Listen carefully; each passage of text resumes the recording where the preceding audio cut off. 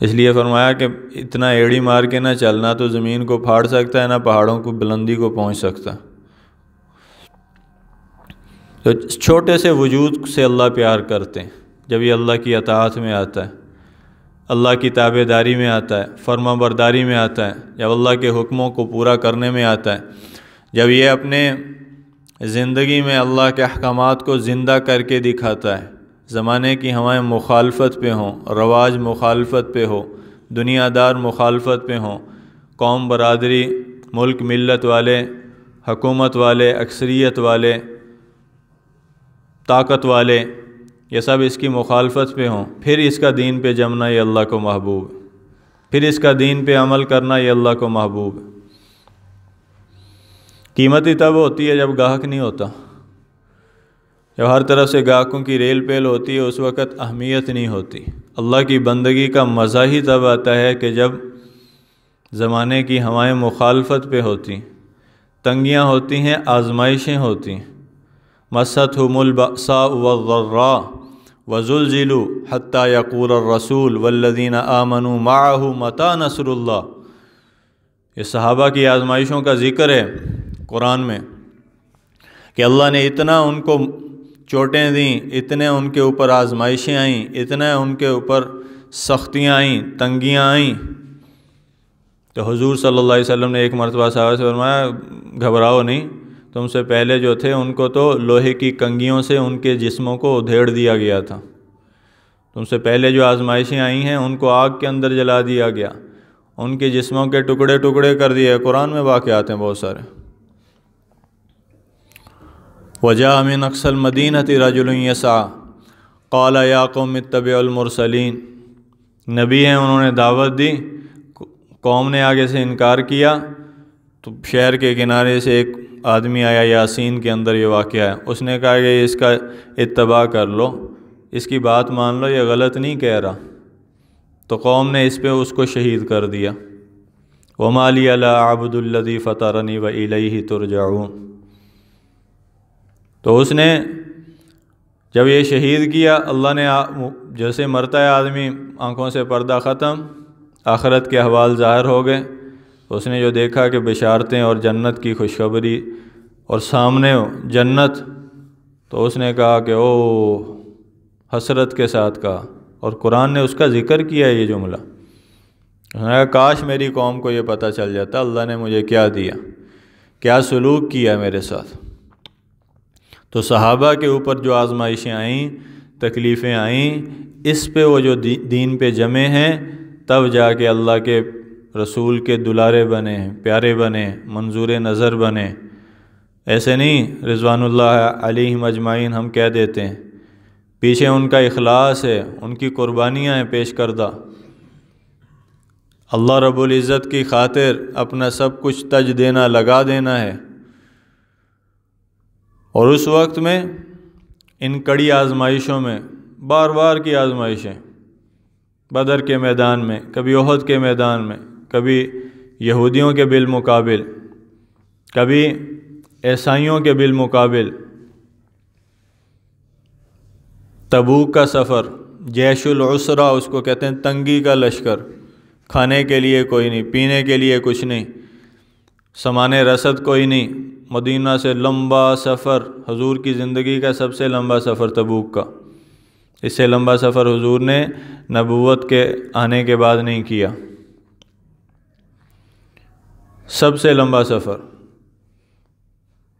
اور اتنا سخت تھا، اتنی سخت آزمائش تھی کہ قرآن کہتا ہے کہ صحابہ ہل کے رہ گئے، لیکن کہا جائیں گے، سب کچھ اپنا لگایا، حضور نے پہلے ہی اعلان کر دیا سب تیاری کرو، سب سے کہا کہ سب نکلو، جو کچھ ہے لا کے دے سکتے ہو دو۔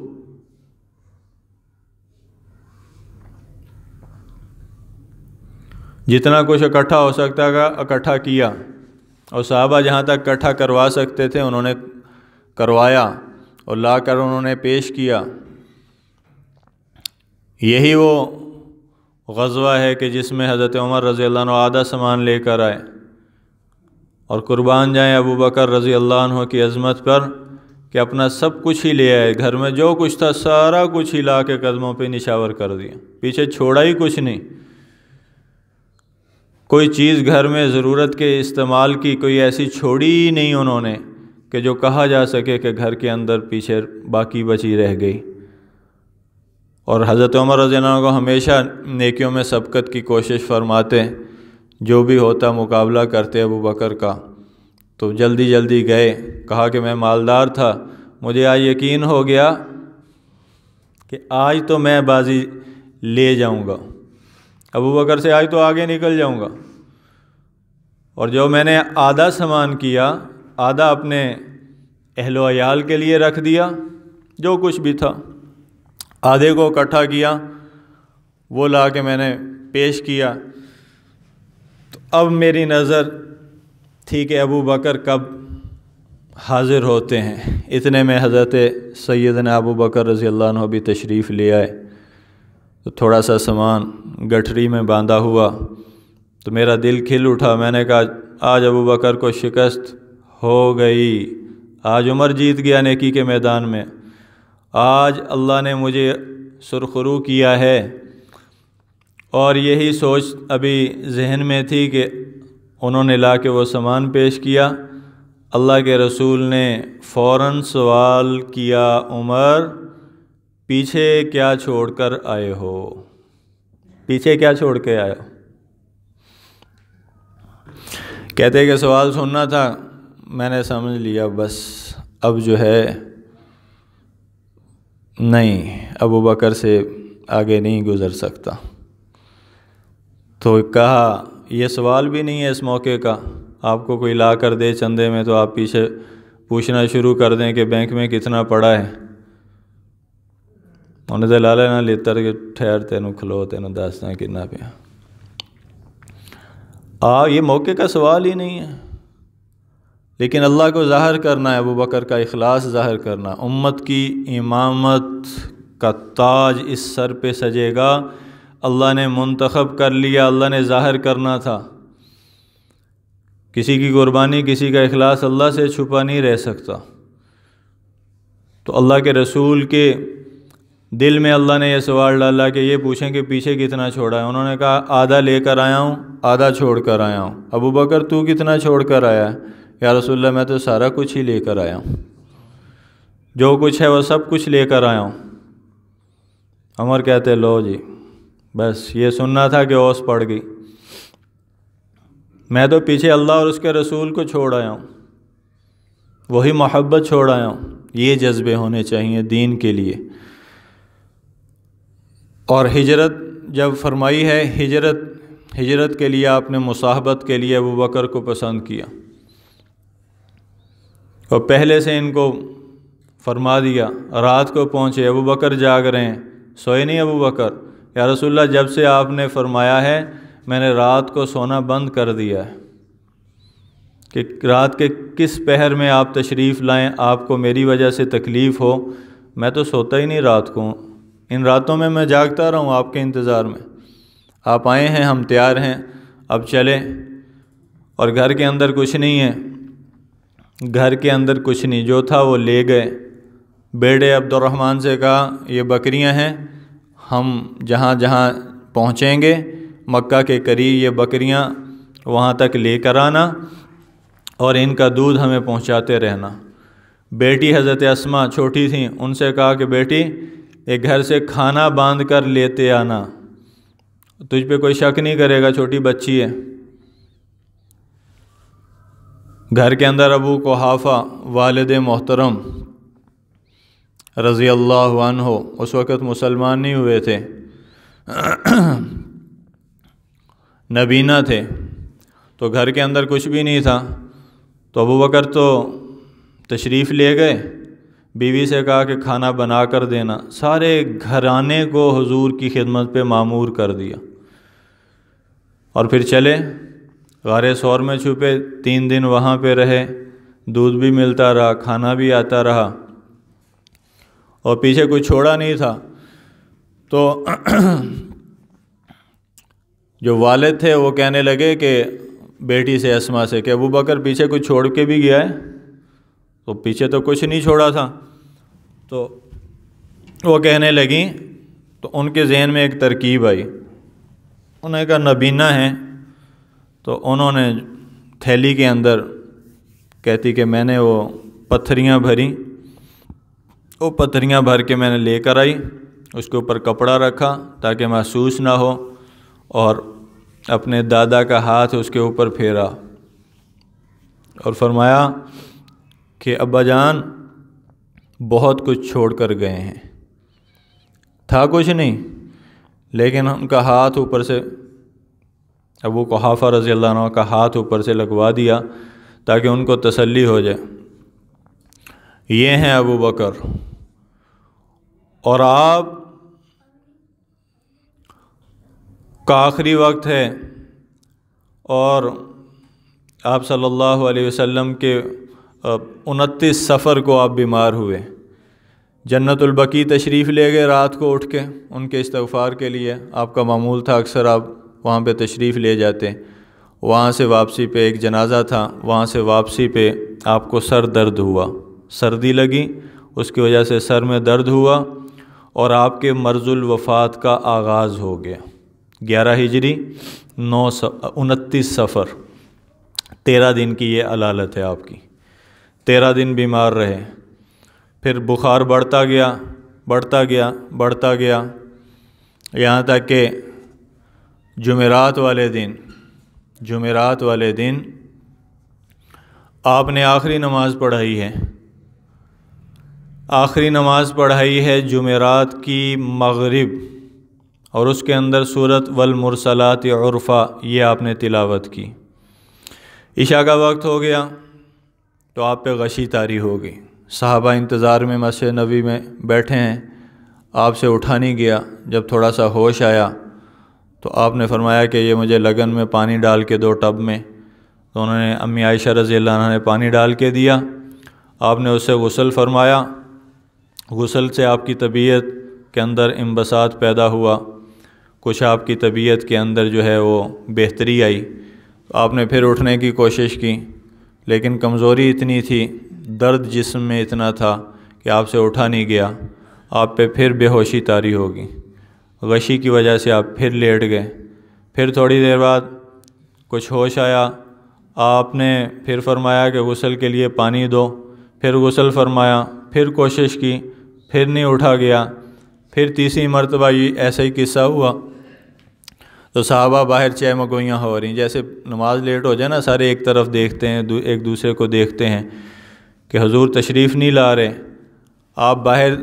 نہیں آ رہے نماز کے لیے، عشاء کی نماز کا وقت لمبا ہو رہا ہے، تو صحابہ انتظار میں، لیکن آپ کی حالت اتنی بہتر نہیں ہوئی تیسری مرتبہ غسل کر کے بھی کہ آپ عشاء کی نماز کی امامت کے لیے باہر تشریف لاتے، تو آپ نے حضرت عائشہ رضی اللہ عنہ سے فرمایا کہ عائشہ ابو بکر سے کہو کہ نماز پڑھائے، ابو بکر سے کہو کہ نماز پڑھائے، تو حضرت امی عائشہ رضی اللہ عنہ نے اس خطرے سے کہ لوگ کہیں بدشگون نہ ہو جائیں، ابو بکر بہت رقیق القلب تھے، نرم دل تھے،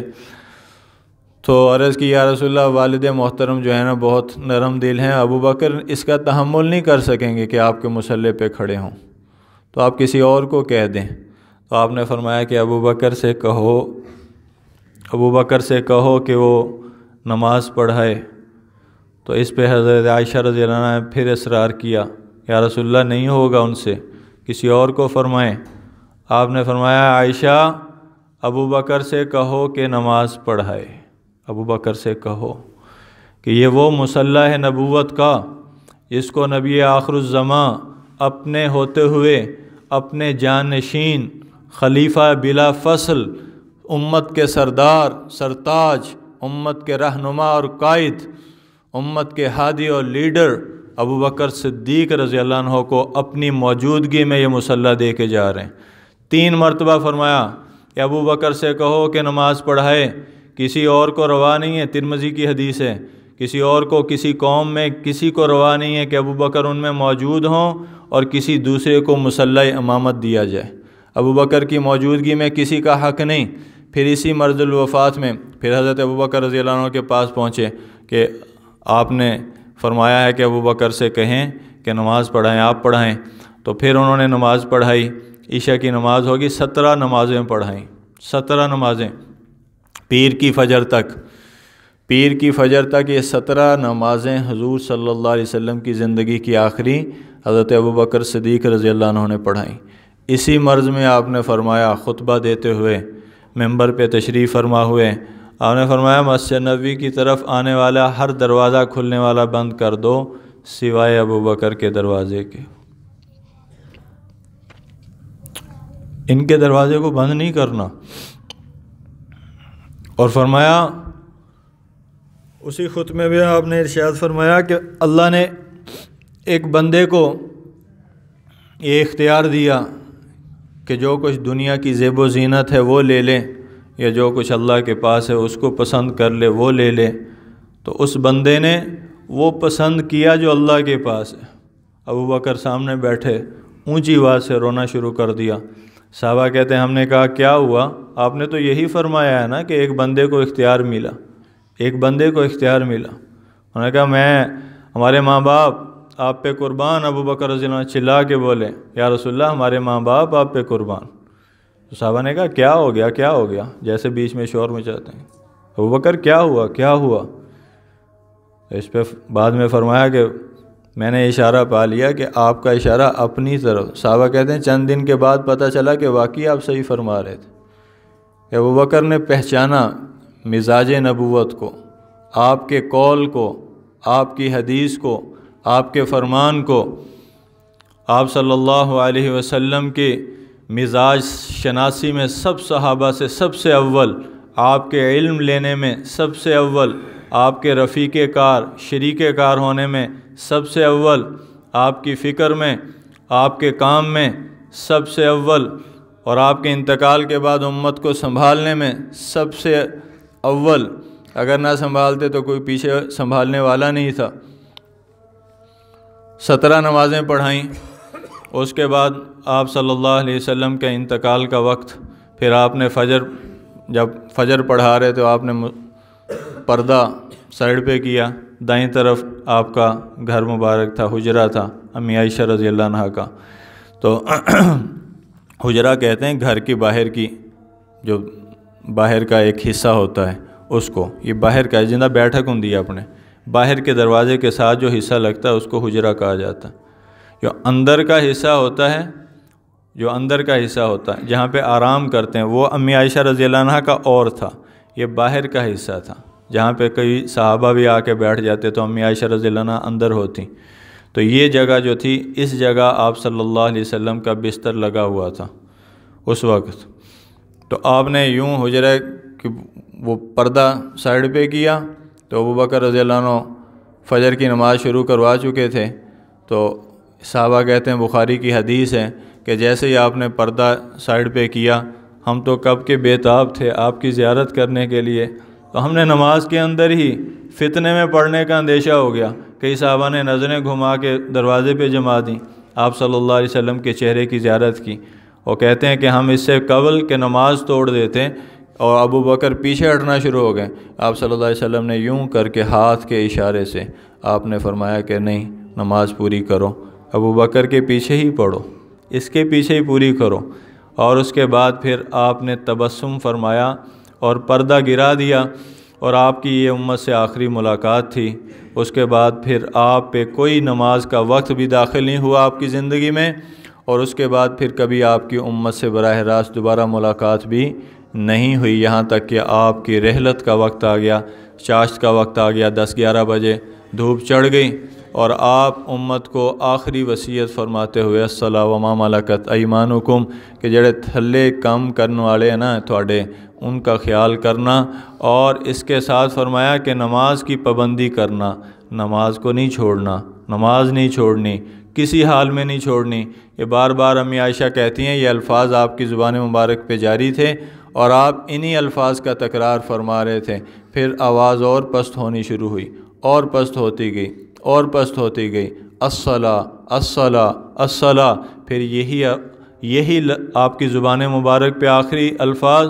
کہ اوئے پنجی چک آلیو اور نماز نہ چھڈیو اور نماز نہ چھڈیو۔ سنو اپنے نبی کی آخری صدا، اپنی نبی کی آخری وصیت، آپ صلی اللہ علیہ وسلم کا آخری ارشاد، آپ کا آخری فرمان، آپ کا اپنی امت کے لیے آخری تحفہ، آپ کا اپنی امت کے لیے آخری وصیت نامہ کیا؟ نماز نہ چھوڑنا، نماز نہ چھوڑنا، نماز نہ چھوڑنا، اور اپنے سے کمزوروں پہ رحم کرنا، رحم کرنا، جابر نہ بن جانا، فرعون نہ بن جانا، ان کا حق ہڑپ کرنے والا، کھانے والا نہ بن جانا، اللہ کے لیے ان پہ رحم کرنا، ان کا خیال کرنا، ان کی ضروریات کا خیال کرنا۔ یہ دو ہی الفاظ آپ نے حقوق العباد، حقوق اللہ، دو لفظوں میں بتا کے اللہم الرفیق الاعلیٰ، اللہم الرفیق الاعلیٰ، اللہم الرفیق الاعلیٰ 3 دفعہ ارشاد فرمایا، ہاتھ کا اشارہ کیا اور آپ کا ہاتھ مبارک نیچے گر گیا، آپ کی آنکھ مبارک بند ہو گئی، آپ اس دنیا سے رخصت ہوئے۔ اور صحابہ رضوان اللہ علیہم اجمعین کے اندر غم کے پہاڑ ٹوٹ گئے۔ حضرت انس رضی اللہ عنہ کی روایت ہے، وہ کہتے ہیں کہ جس دن آپ مدینہ تشریف لائے، اس سے بہتر خوشی کا دن ہم نے زندگی میں نہیں دیکھا تھا، اور جس دن آپ کا انتقال ہوا، آپ ہمیں چھوڑ کے چلے گئے، اس سے سیاہ دن بھی ہماری زندگی میں کبھی نہیں اترا۔ صحابہ جمع ہونا شروع ہوئے، انتقال کی خبر پھیل گئی۔ حضرت عمر رضی اللہ عنہ تلوار نکالی، مسجد نبی کے صحن میں کھڑے ہو گئے۔ جو کہے گا کہ نبی کا انتقال ہو گیا، میں ابھی اس کا سر تن سے جدا کر دوں گا، خبردار کوئی یہ نہ کہے کہ رسول اللہ کا انتقال ہو گیا۔ آپ تو اللہ کے پاس تشریف لے گئے، جیسے حضرت موسیٰ علیہ السلام طور پہ اپنی قوم کو چھوڑ کے 40 دن کے لیے چلے گئے تھے، پھر واپس آ گئے تھے۔ رسول اللہ بھی اسی طرح واپس آئیں گے، تمہارے ہاتھ کان کاٹیں گے جس نے یہ کہا کہ اللہ کے رسول کی موت ہو چکی، آپ دنیا سے چلے گئے۔ تو حضرت ابوبکر رضی اللہ عنہ اتنے میں اپنے مکان سے ان کو خبر ملی، تشریف لائے، حجرے کا پردہ اٹھایا، اندر داخل ہوئے۔ یمنی چادر تھی، دھاری دھار، سرخ دھاری دھار، وہ آپ صلی اللہ علیہ وسلم کی جسم اطہر پہ پڑی تھی، اور آپ صلی اللہ علیہ وسلم کا جسد انور چارپائی پہ تھا۔ تو انہوں نے آ کے اس اوپر سے وہ کپڑا اٹھایا، آپ کے چہرہ انور کو بوسہ دیا، آنسو ٹمٹماتے ہوئے آپ کے چہرہ انور پہ گرے، اور آپ کے ماتھے کو بوسہ دینے کے بعد عرض کی، یا رسول اللہ، آپ کے لیے اللہ نے 2 موتیں نہیں رکھیں، ایک ہی موت مقدر تھی جو آ چکی، دوسری موت نہیں آئے گی۔ اس کے بعد باہر تشریف لائے تو باہر یہ قصہ چل رہا تھا، کوئی کچھ کہہ رہا تھا، کوئی کچھ کہہ رہا تھا، حضرت عمر یہ کہہ رہے تھے، تو ابوبکر باہر آئے تو صحابہ یکدم فوراً ابوبکر کی طرف سارا مجمع متوجہ ہو گیا۔ اب مدینہ کی کریم مسجد نبوی کے صحن میں ہے، اور حضرت عمر رضی اللہ عنہ یہ اعلان برابر کیے جا رہے ہیں کہ خبردار یہ نہیں کہنا کہ محمد صلی اللہ علیہ وسلم کا انتقال ہو گیا۔ تو ابوبکر رضی اللہ عنہ نے خطبہ پڑھا، کھڑے ہوئے، اور پھر فرمایا، پہلے ہی الفاظ یہ فرمائے کہ تم میں سے جو یہ سمجھتا ہے،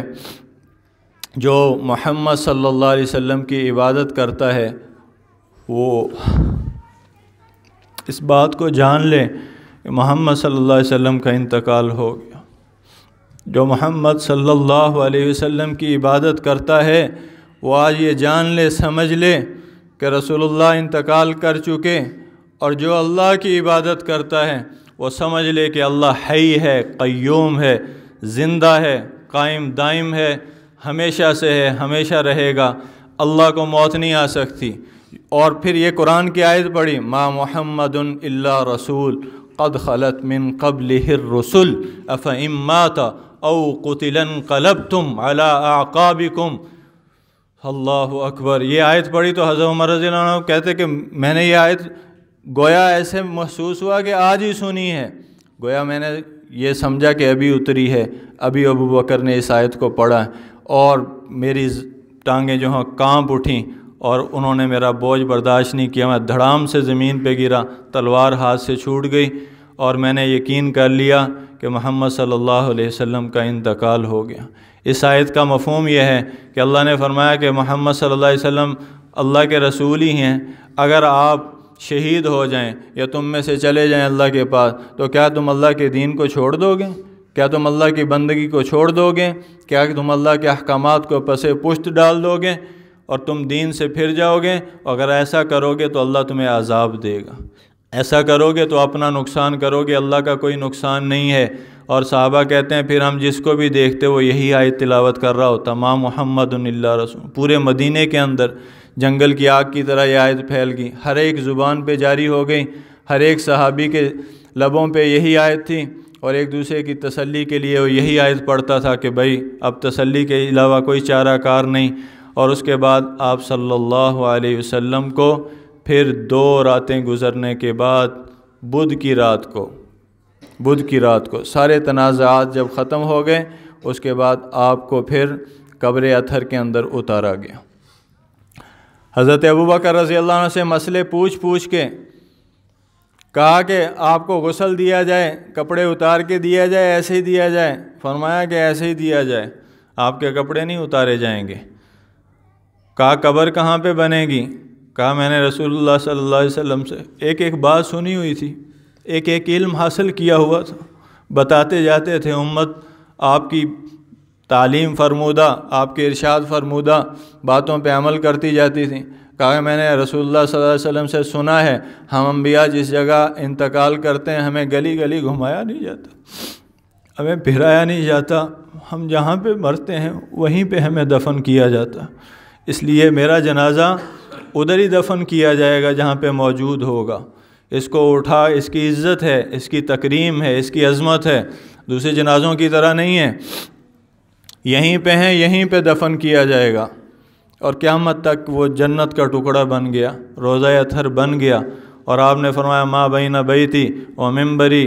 روضۃ من ریاض الجنہ، کہ میرے گھر، میرے ممبر کے درمیانی جو حصہ ہے یہ جنت کے ٹکڑوں میں سے ایک ٹکڑا ہے، ایک باغ ہے۔ حضرت امی عائشہ رضی اللہ عنہا کا حجرہ بھی اسی سے ابتدا ہوتی ہے جنت کی، یہ جنت کا باغ ہے اور آج تک مہک رہا ہے۔ اور آپ نے فرمایا صحیح حدیث میں ہے 70,000 فرشتے روزانہ اترتے ہیں، صبح کو درود و سلام پڑھتے ہیں، اور قیامت تک دوبارہ باری نہیں آئے گی، پھر شام کو آتے ہیں، نورانی مخلوق 70,000 اترتی ہے، ان کی قیامت تک دوبارہ باری نہیں آئے گی، خوش قسمت ہیں۔ پھر فرمایا کہ جو میرے روزے پہ آ سکتا ہو اس کو چاہیے کہ میرے روزے پہ آئے زیارت کے لیے۔ اور جس طرح زندگی میں حضور کی زیارت، ایسے آپ کے انتقال کے بعد اسی عظمت کے ساتھ، اسی محبت، اسی وارفتگی، اسی شوق کے ساتھ آپ کے انتقال کے بعد بھی آپ کے روضہ انور کی زیارت، آپ کی مسجد پاک کی زیارت، آپ کے شہر مبارک کی زیارت، آپ کے ایک ایک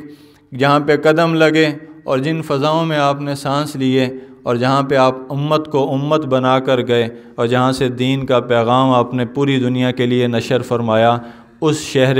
مبارک، اس شہر محبت کے ہر ذرے کو سلام ہے مدینہ منورہ کے، اور اس شہر کی عظمت بھی، حرمت بھی آج تک ویسے ہی قائم ہے، قیامت تک ویسے ہی قائم رہے گی۔ پھر آخری بات سنیں کہ حضور نے فرمایا قیامت ہوگی، پوری زمین پہ زلزلہ آئے گا، اللہ مدینہ کو حفاظت دیں گے، پھر دجال پوری دنیا میں گھومے گا، میرے شہر میں آنے لگے گا، فرشتے اس کو روک دیں گے۔ پھر آپ نے فرمایا کہ ایمان، مسلم شریف کی حدیث ہے، پھر آپ نے فرمایا قرب قیامت میں ایمان ساری دنیا سے اکٹھا ہو کر میرے اس شہر کی طرف سمٹ جائے گا، میرے اس شہر کے اندر آ جائے گا، جیسے سانپ اپنے بل کی طرف سمٹتا ہے اور اپنے بل کے اندر سمٹا کے داخل ہو جاتا ہے، ایمان پوری دنیا سے سمٹے گا اور میرے اس شہر مدینہ کے اندر آ جائے گا۔ پھر آپ نے فرمایا کہ قیامت والے دن ساری مخلوق میں سب سے پہلے مجھے اٹھایا جائے گا، اس روزے سے میں باہر نکلوں گا۔ پھر آپ نے فرمایا کہ میری حالت یہ ہوگی کہ میرے دائیں ابو بکر ہوں گے، بائیں میرے عمر ہوں گے، میں اس طرح اٹھایا ہاکذا یوم نحشرہم یوم القیامہ، اور انہوں نے فرمایا ہمارا حشر اس طرح کیا جائے گا۔ تو اس لیے محترم عزیزو، یہ وہ پاکیزہ مقدس ہستیاں ہیں جو ہمارے سر کا تاج ہیں، ہماری آنکھوں کا سرمہ ہیں، ہمارے لیے راہ نجات ہیں، ہمارے لیے عمل کا ذریعہ ہیں، ہمارے لیے عمل کی روشنی طاقت ہیں۔ ان کے پیچھے چلیں، اپنی اولادوں کو ان کے پیچھے چلائیں، اللہ زندگیاں مہکا دے گا۔ اللہ تعالی عمل کی توفیق نصیب۔